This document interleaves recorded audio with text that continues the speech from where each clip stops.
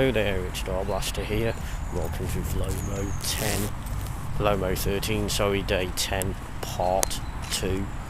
Just walking through the park, and actually the water levels are actually going down, which is good to see.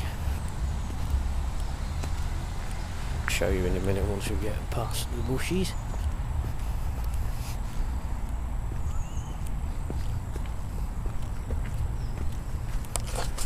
You can see that was all of that there was actually right up to the top of the wooden bit at the top there.